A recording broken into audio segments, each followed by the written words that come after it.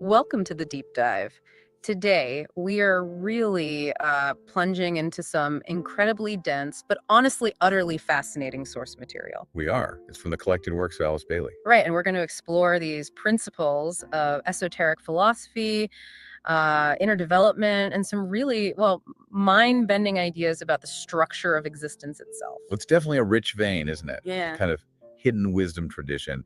And yeah, the concepts can feel quite foreign at first. Sure. So our aim today is basically to act as guides, sift through these complex ideas, pull out the most important bits, the insights. Exactly. Think of it as maybe a shortcut to understanding some surprising facts about this tradition without getting totally lost in the complexity. We want to make sense of it for you. Yeah, we'll cover quite a bit. Everything from like foundational rules for someone on a spiritual path Okay. to the nature of cosmic energies, this intense process they call initiation, the power of mind, meditation, Ugh. and ultimately how the individual, the human being fits into this much, much larger cosmic picture. Okay. Sounds good. Let's jump right in. Maybe start with some of those ground rules you mentioned, the ones for people starting out on this A path. good place to start. The sources talk about specific rules for disciples. They lay out guidance for those who are, well, serious about it. Right. For instance, Rule 7. It advises the disciple to focus their attention on, let me get the phrasing, sounds echoing where the master walks. Okay. Sounds metaphorical. It is, but also literal in an energetic sense. Uh, And crucially, not on lesser notes which awaken vibration within the halls of Maya. Halls of Maya. What does that mean here? Illusion. Pretty much. Mm. Maya is essentially the world of illusion, the transient, distracting stuff of the material world, the lower emotional planes. Got it. So, Rule 7 is basically telling you ignore the noise of that illusory world. Tune into the higher frequency, the authentic spiritual guidance, the real stuff. That feels actually quite practical, like a filter for all the noise in modern life. It really is. It's about discernment, figuring out what's real and lasting versus what's just temporary distraction. Makes sense. And rule 9, that brings in a different angle, doesn't it? It does. Rule 9 shifts the focus to unity, to group consciousness. It says the disciple should merge himself within the circle of the other selves. Merge. Okay. Why? Because, the sources say, only when the group is known and sensed can energy be wisely emanated. Ah, so the real power, the ability to channel energy Yeah. effectively. It isn't just an individual thing. It comes from working within a group. Exactly. That's fundamental here. The path, as you go deeper, becomes more and more a group endeavor, not solitary. Hmm. It really shifts the focus from my progress to our collective awareness and purpose. That's a powerful reframing. Okay, so group focus is key. And speaking of fundamentals, these texts also get into some deep underlying laws governing existence. Law 8th. That one gives a pretty stark view on disease and death, right? It certainly challenges how we usually think. Law 8 suggests that disease and death aren't just, biological failures. What are they then? They're seen as the result of two active non-physical forces working together. One is the will of the soul itself. The soul's will. Yes, consciously choosing on some level to withdraw its essence from the physical form. Okay. And the second force. The second is the magnetic power of the planetary life itself. The planet calling the life within the atomic structure back for reabsorption. It's part of a cyclic law. Whoa. So the soul decides to leave, and the planet itself has this magnetic pull, almost like reclaiming its own. That's the idea. It suggests a much, much deeper energetic connection to the planet than we normally think about. Yeah, definitely. The planet isn't just passive ground under our feet. It's a living, magnetic entity involved in life and death cycles right down to the atomic level. The big insight is that ending physical life isn't just physical. It's complex. Soul, will, planetary energy, all interacting. That's a profound shift in perspective. And this whole energetic view, it must extend to healing too. You mentioned Rule 5 earlier. It does. Rule 5 outlines two main ways of healing. The first is what they call magnetic healing. Magnetic. Okay, this is where the healer links their soul, heart, brain, and importantly, their hands. The vital healing force is directed through the hands onto the patient. Right. So that sounds more like hands-on energy work, direct transfer. Yes, but, and this is crucial, the sources add a caution. This type of healing, depending on the healer's knowledge and how they use the force, can either cure disease or increase the evil state. Wait, hang on. It could make things worse. It could, yeah. If the healer's knowledge isn't sound, or their motive isn't pure, or they misunderstand the situation, it really highlights the responsibility involved in directing vital force like that. Definitely. Okay, so what's the other method then? The other is radiation healing. It's different. Here, the healer links soul, brain, heart, and their auric emanation, their energy field. Oh, the aura. Right. The healer's presence itself feeds the soul life of the patient. Hands aren't needed.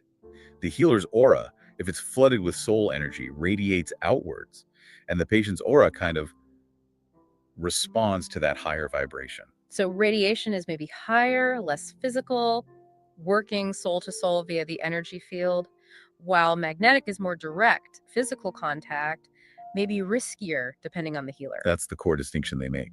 Radiation aims to strengthen the patient's own soul life, letting their inner vitality overcome the illness. Magnetic work is more of a direct, energetic intervention from the outside. Interesting. The takeaway is that healing isn't just physical manipulation. It's about aligning energies on multiple levels, and different methods have different levels of refinement and risk. Fascinating. And all these energy dynamics, they must tie into this idea of underlying forces or fires you mentioned are in the system. They do. The texts talk about different kinds of fires. One key one is the internal vitalizing fire, described as the sum total of an individual's energy. It corresponds pretty closely to what many call Kundalini. It's also called fire by friction. Fire by friction. Why that term? It relates to the friction, the interaction within matter itself. It manifests as latent heat, the basic energy of atomic life, and also as active heat, or prana, the force driving evolving forms. So this internal vitalizing fire is like the fundamental life force animating everything physical. Yes, basically the foundational energy within all forms. But the sources also hint at higher forms of energy involved in manifestation, things like electric fire and solar fire. Fire energies. Yeah, associated more with pure spirit, and then the integration of spirit and matter. And these aren't just metaphors, they're presented as actual forces operating in this energetic universe. It really paints a picture of existence as this incredibly complex interplay of vibrations, energies, forces. It does. So we've got these ground rules for the individual, for the group, this distinct view on life, death, healing, and these underlying fires powering it all. Exactly. These are some of the foundational concepts, the building blocks presented in these sources. They really set the stage for the individual's journey. Which leads us perfectly into that journey then. The path of the disciple and this mystery of initiation. What's that journey supposed to be like? Well, the texts describe it as a path towards nearing what they call the portal. A portal. Yeah, like a gateway. Yeah. To higher consciousness, expanded service, a deeper reality. Yeah. And the instruction given to disciples, and even to advanced egos on what's called the probationary path, has very specific purposes.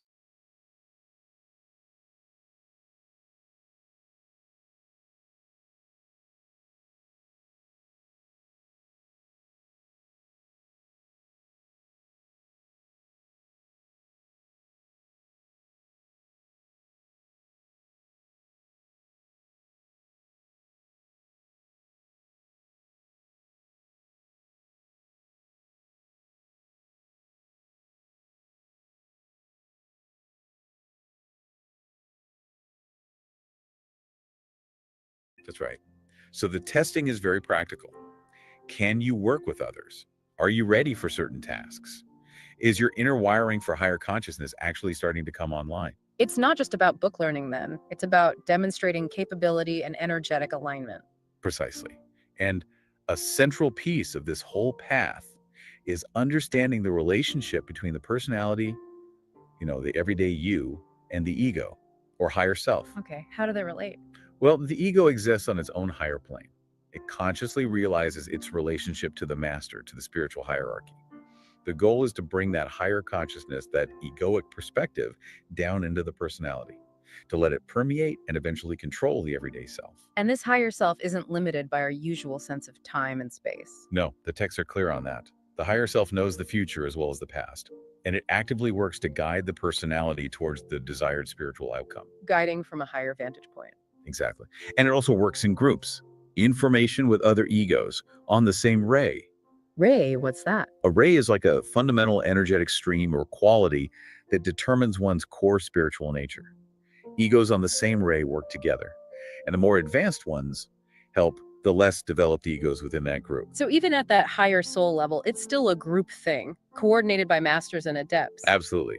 The masters and adepts are these beings who've already walked this path.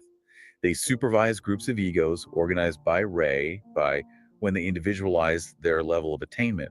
They actively work with their specific groups of disciples, helping those whose causal bodies. The causal body being the vehicle for the ego, the higher self. Yes, exactly. They help those whose causal bodies are less developed.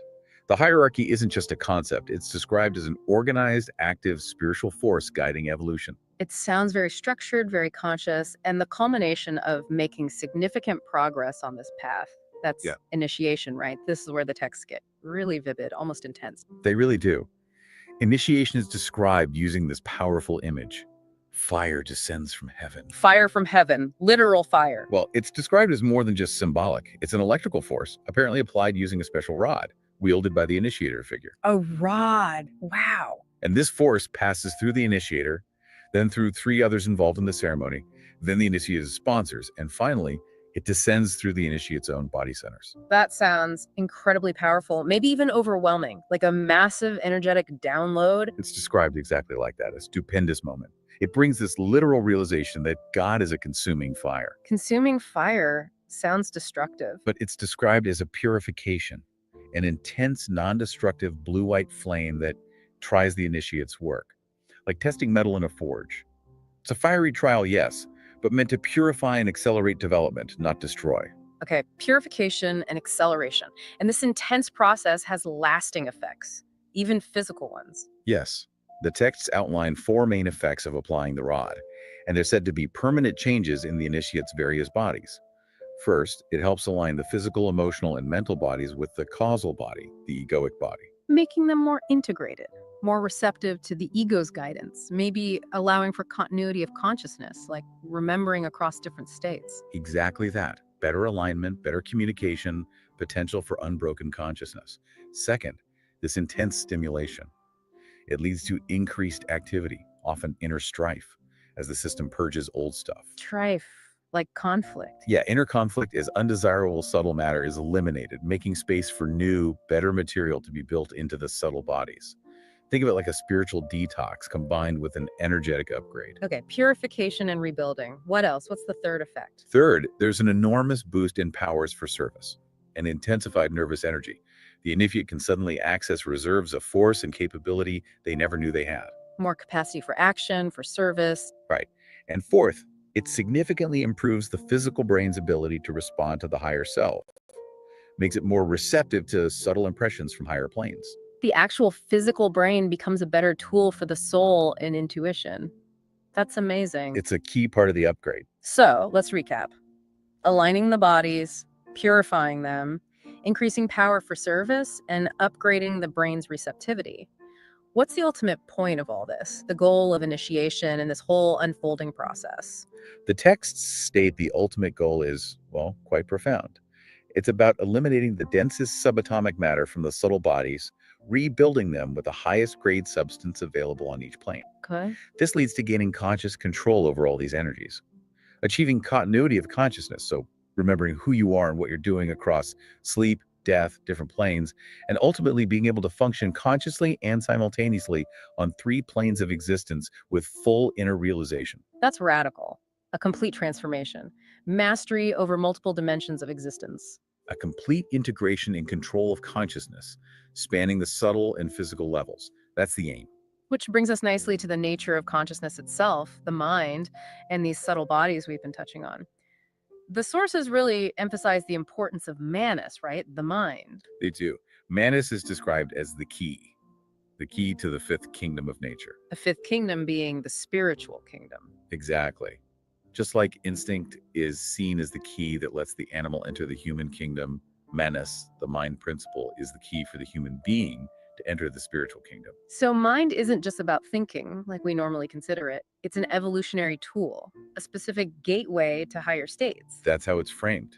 It's fundamentally tied to the evolution of consciousness, of existence itself. Yeah. The texts even equate things like initiation and individualization with expansions of consciousness or entering new kingdoms of being. Expanding consciousness. And there's a fascinating parallel drawn between acquiring knowledge through manas and the development of the sense of sight in evolution. Sight. How does sight connect to mind in this system? That seems unusual. They note the relationship is actually very close. They trace how senses developed through different evolutionary stages, these rounds. Hearing came first, then touch, and sight was fully added in the third round. Okay. And sight, they say, was the sense that really linked the self, the inner reality, with the not self, the outer world. This linking brought about a blending of inner and outer fires, which led to illumination. Wow. So sight is seen as the sense most directly tied to intelligence, to perceiving and relating inner and outer reality, which is fundamentally what the mind does. That's a really interesting link. It's a deep connection between physical sense development and the unfolding of mental consciousness. Huh. And moving from the mind itself, the sources also give more detail on the subtle bodies, especially the etheric body. The etheric body, often called the energy double, or the blueprint for the physical. Precisely. It's described as the mold, the archetype for the dense physical body. It's this web of channels made of four ethers, subtle states of matter. Hmm. And it's a focal point for energies radiating out, like prana vitality and magnetism. Crucially, it acts as the link between our emotional nature and the dense physical body. And you said earlier the physical body actually follows the emotional state via this etheric link. That's the chain of influence described, yes. Emotional states get registered and transmitted through this etheric web, and that impacts the physical form. The etheric body also acts as a kind of barrier between the physical and the astral or emotional planes, a barrier that gets transcended as consciousness expands through spiritual development. This sounds incredibly relevant to health, doesn't it? Psychosomatic conditions and all that. It really is. The sources note that emotional trouble working its way out physically needs, careful treatment, but deep-seated emotional issues, they need to be dealt with from the mental level. Often requires like mental psychic help and the patient really cooperating. Makes sense. What about mental trouble? If the mental trouble originates from the causal level, the ego's level, then it needs egoic help, causal vision to sort it out. The texts actually predict that connecting psychology and nervous diseases would be the next big step in medical science. That sounds remarkably prescient given our modern understanding of the mind-body connection. Doesn't it? The insight here is that illness often isn't just physical, it's multidimensional. It might need interventions at the emotional, mental, even the soul level. That gives a whole new depth to understanding health and illness. And let's revisit those fires again. How do they relate specifically to these bodies and the evolutionary process? Well, fire in the microcosm, the human being, is seen as threefold in its essence, Threefold. representing the three divine aspects: will, love, wisdom, and activity. But it manifests in a fivefold way through the different bodies or planes and the ascent of Kundalini. The serpent fire at the base of the spine. Right. That process is described as involving three at-one-ments, three integrations. Okay, integration of what? First, an integration with the radiatory fires of the physical and etheric body prana. Second, integration with the fires of the mind, manas. And finally, the third at-one-ment is with the fire of spirit itself, the monad, via specific channels within the spinal column. Wow. This whole process creates what they call a threefold path of fire within the individual. It represents the conscious fusion and ascent of energy through all the different vehicles, culminating in union with the highest principle, the spirit. So the Kundalini process isn't just energy rising, it's this complex integration and upward movement of different levels of energy, these different fires, through the entire system. Exactly. It's a fiery path of purification and ascent leading towards conscious union. And connected to all this, the sources present a really unusual idea Oh. that in this particular solar system, the terms atoms and souls are essentially synonymous. Wait, atoms, the basic building blocks of matter, are synonymous with souls. That's huge. It is, isn't it?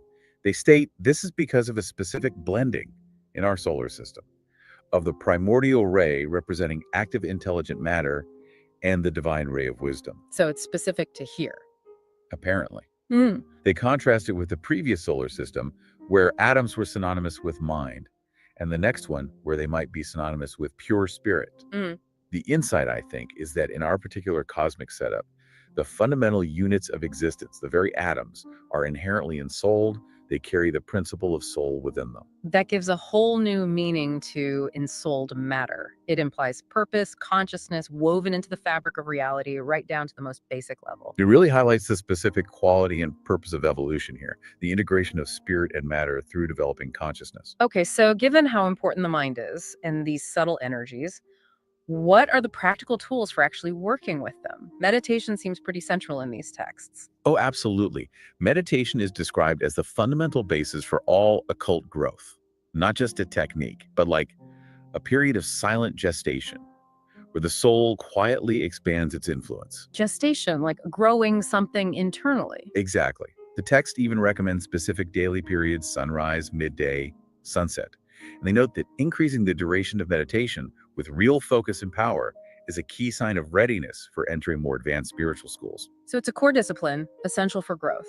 The texts also draw a contrast between the path of the mystic and the occultist and how they approach meditation, right? They do. The mystic typically seeks union by trying to transcend the mind, going direct, finding the self through feeling, intuition, devotion. Okay, going above the mind. Right. The occultist, on the other hand, studies the forms that veil the self.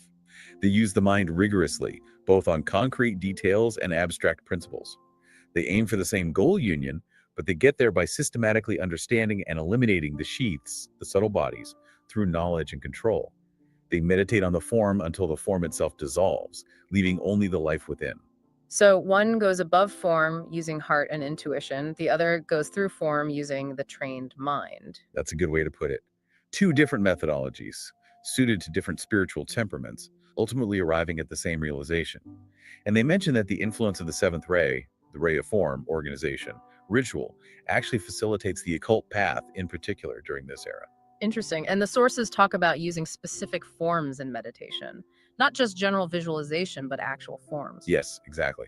Using specific mental forms or structures based on energetic needs, especially for working on the three main subtle bodies: etheric, astral, or emotional, and mental. Like what kind of forms? Well, it might involve things like manipulating subtle matter, Mhm. using specific etheric breathing techniques, maybe, or establishing rhythmic energy currents from the mental plane down to strengthen the etheric body. Remember, we said the etheric is where many diseases originate. Right, the blueprint body. So these forms are potent tools for working directly on that level. But they're not just given out freely. These specific forms, for specific ends, are imparted by the teacher only when the pupil is genuinely ready, energetically, and ethically. Living rightly is a prerequisite. So it's a careful, guided process, not something you just dabble in. Makes sense given the power involved. Beyond these mental forms, the sources also talk a lot about the power of sound. Huge emphasis on sound. The sacred word, the fundamental sound of creation, is said to have triple effects. Triple. Yes, destructive breaking down obstructing matter, constructive building new forms or channels, and stimulating activating the body's energetic centers. Wow, so sound can clear blockages, build pathways, and energize. That's the idea. And collectively, a group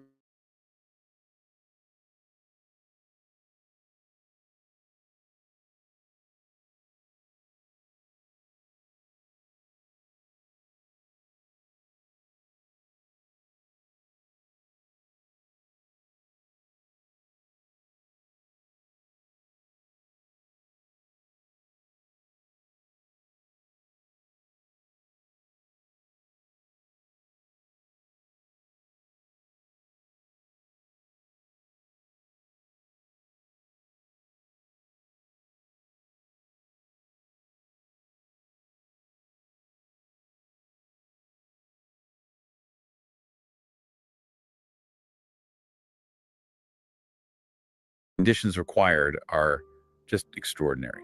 You'd need united purity of motive in the group, unselfish dedication to the common good. Everyone has to be at the exact same stage of evolution, the same point on the path. They all need to be employing the same energetic center, the same ray, Wow. Okay. and be animated by pure love and intelligence solely for spiritual upliftment. So the level of ethical and energetic alignment needed is just astronomical, way beyond where most groups are currently. That makes perfect sense why such a power would be held back or inaccessible. It's like a built in safety mechanism. Exactly. Until humanity develops those qualities collectively, that kind of power remains latent. But for the individual aspirant, awareness of success in their own meditation can sometimes come through sound. How would you know? Like hearing things. It's described more subtly, suddenly becoming aware of a distinct note of music, either sounding softer within the head or seeming to emanate from the heart, not necessarily related to any word you're sounding outwardly. A musical note. Yes. And this note, when it occurs as a direct result of successful meditation, it vibrates distinctly. It's taken as an indication of making contact with the master or a higher level of reality. And it's not just a random sound like tinnitus or something? No, the text says highly specific. It's actually the unique tone, the vibration of the aspirant's own ego, their higher self. My own soul's note. That's the idea. They link this to an old custom where a doorkeeper to a spiritual realm would respond only to the aspirant's specific admission word or tone. It linked them energetically to the master via sound. Hmm. And looking ahead, they suggest groups will eventually be formed not just by shared interest or ray, but by their collective egoic tone. The doorkeeper would guard the entrance by recognizing the group's specific note, providing energetic protection. That's a beautiful image, a symphony of souls resonating together, each with its own note contributing to the chord. It is. The insight is that even at the soul level, we each have this unique vibration, a signature tone that can become audible, perceptible as we align more closely with it. Beautiful. But with all this talk of power, subtle energies, opening centers, there must be dangers involved, right? Especially if development happens too quickly or unevenly. Oh, significant dangers. The sources are very emphatic about this. If the power is developed through meditation and energy work awakened too early, before the character is really stable and purified, or if they're used wrongly, it can be disastrous. How so? They strongly insist on cultivating physical purity, emotional stability, and mental equilibrium before diving too deep into acquiring occult knowledge and power. So the ethical foundation, the character development, has to come first. It's paramount. Absolutely. The intuition needs to be opening, yes, but at the same time, the lower instinctual animal nature needs to be brought firmly under control. And the heart, the capacity to suffer with others, to love unconditionally, to understand that has to expand enormously. Balanced development. Exactly. Development needs to be equable, is the word they use. The intellect shouldn't race too far ahead of the heart's capacity for love and empathy. That imbalance is dangerous. And the danger is using these powers selfishly. That's the core risk. Mm. Manipulating thought matter for personal gain, trying to control lesser lives like divas or elementals for personal ambition, wielding knowledge just to puck up the self. So the motive behind seeking or using the power is absolutely critical. It reminds me of all the stories about black magic versus white magic. And the texts actually touch on that. They mention that occult forms and powerful formulas were used back in Atlantean times for selfish and evil purposes, things like vengeance, personal ambition. Really? What happened? It apparently got so bad that the spiritual hierarchy had to intervene and deliberately withdraw much of this knowledge, the formulas, the words of power. They held it back until humanity could develop more reason, until the spiritual aspect of the mind could awaken. To prevent misuse. Yes. And this withdrawal created a temporary but significant separation between the evolutionary paths of humans, divas, angels, or nature spirits, and the involutionary lives, elementals. The insight here is stark. Spiritual power wielded without corresponding ethical development and love is incredibly dangerous. Its misuse has had real historical consequences on a planetary scale. That certainly explains why some of this knowledge has been kept hidden or veiled in allegory for so long. It was just too dangerous in the hands of selfishly motivated people. Precisely. It required a certain level of collective maturity before it could be safely shared again. Okay, so we've looked at the individual path, the rules, the energies, the dangers. Let's zoom out now, dramatically, to the macrocosm. How do these texts describe the bigger cosmic picture, our place within it all? They present this incredibly vast, interconnected hierarchical structure. You have different scales of being, like the planetary logos, the solar logos, these beings they call the heavenly men, and then, the individual human being. Okay, planetary logos, solar logos. Those sound like the consciousness of a planet and the solar system. But what are the heavenly men? The heavenly men are the planetary logoi. They're described as the consciousnesses inhabiting or embodying the sacred planets in our solar system. So the planet is their body. In a very real sense, yes. Their physical bodies are the planets themselves. And the units of human evolution and diva evolution, too, are quite literally seen as the cells within their vast body. We are cells in the body of a planetary being. Wow. That's the relationship described. And their aim, just like ours on a smaller scale, is to achieve full expression, to develop their planetary vehicles so that spirit can blaze forth through the planet. Okay, so we're cells in a planetary logos, and where do they fit? A heavenly man, a planetary logos, is in turn described as a center within the even vaster body of the solar logos. The consciousness of the entire solar system. Yes, the immense being whose body is the entire solar system. And even the solar logos is said to be part of a still greater cosmic entity. The sources specifically mention Sirius as being deeply connected energetically to our own solar logos, possibly as a source of manas, the mind principle, for our system. Serious. Again, it keeps popping up. So it's this nested structure of living conscious beings at multiple scales, like a vast interconnected living organism. That's a very good way to picture it. And governing all this interconnectedness, there's one fundamental principle: Which is the law of attraction. It's presented as the basic law underlying all manifestation and the paramount law specifically for this solar system. attraction, like gravity or something more. Much more. It acts as a fundamental law of adjustment, of balance. It's the force that merges.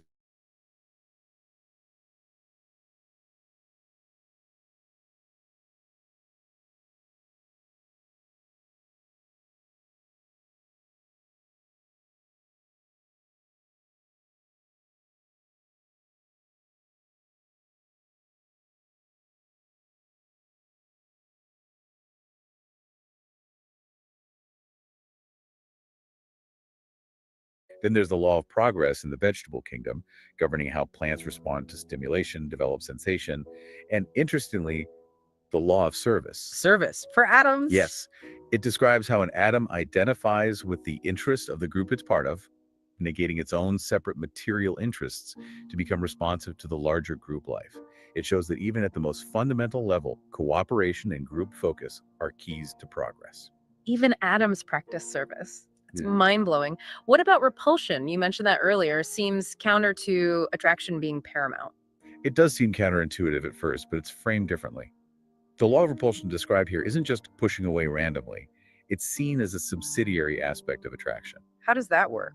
It's about the ability of an atom or any unit to consciously throw off energy that is harmful or inimical to the group's life or purpose. Is framed as a law of service. Pushing away as service. Yes, because when applied consciously through heart energy, it actually helps the repulsed unit.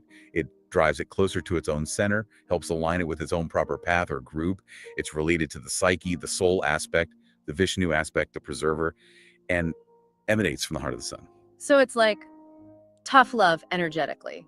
A deliberate separation for the ultimate benefit of the one being pushed away, guiding them back to their own core. That's a completely different way to think about repulsion. It really is. It reframes apparent separation as actually a guiding force within the overall attractive field.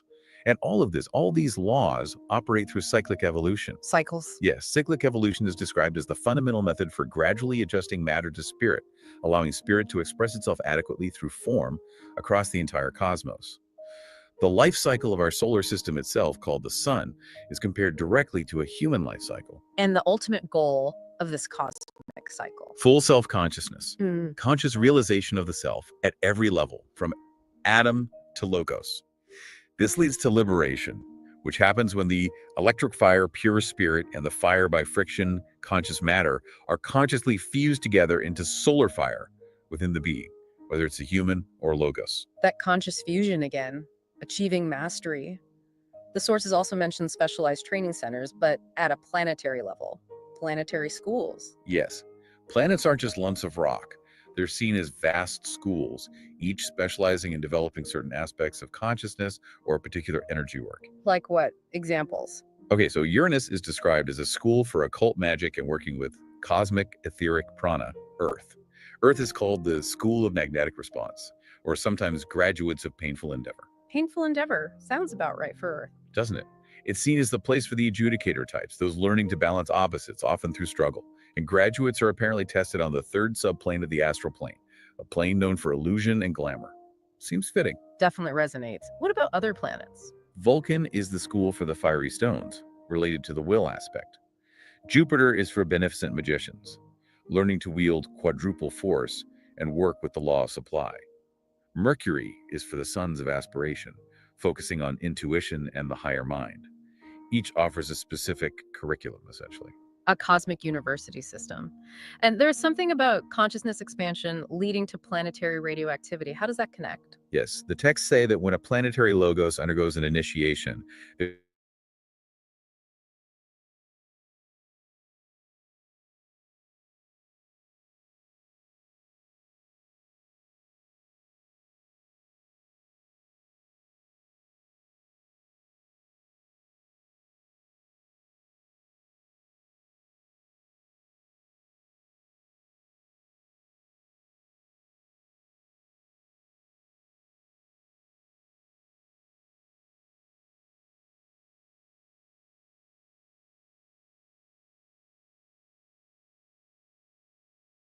They help preserve cosmic consciousness and transmit high-level electrical energy from cosmic centers. Avatars linked to planetary initiations? Yes, an avatar can even act as a kind of guru for a planetary logos, taking initiation, helping them maintain cosmic awareness while embodied and channeling energy from higher cosmic levels. This high influence mainly affects the monad, the divine spark within each being, but our conscious response to that usually only kicks in significantly after the third human initiation. It's just layer upon layer of connection. The big picture here is that evolution is this conscious, guided process unfolding across all scales, from the tiniest atom to the planet to the solar system. And beings at higher levels are actively involved in helping those on the levels below. A truly living, conscious universe interacting with itself constantly. Okay, as we start to wrap up this deep dive, let's bring it back a bit. Let's look at the unfolding potential within the individual again, and maybe some future possibilities mentioned in the sources. What about the egoic lotus you mentioned earlier? Right. The egoic lotus, it's another term for the causal body, the soul's vehicle.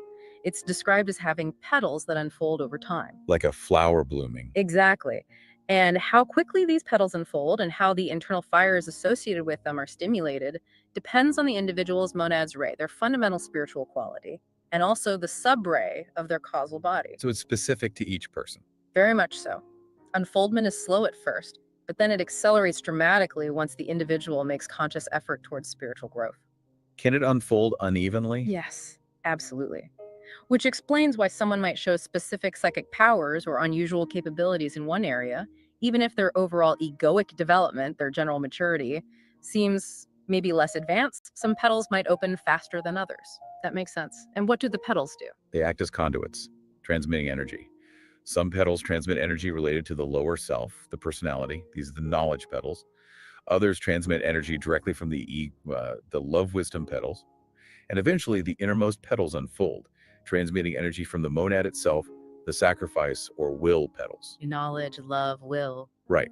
And when fully unfolded, the central jewel in the lotus at the core allows the soul to receive energy directly from the center of the heavenly man, the planetary logos it's part of.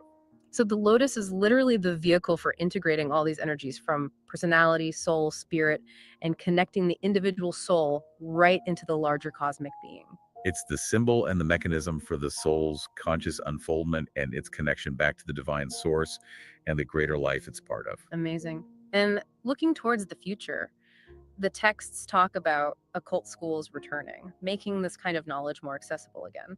Yes, they predict that genuine occult schools will return to outward manifestation, building on the preparatory work done by figures like H.P. Blavatsky in the late 19th century. What will these schools teach? They'll be specifically designed to train individuals for initiation.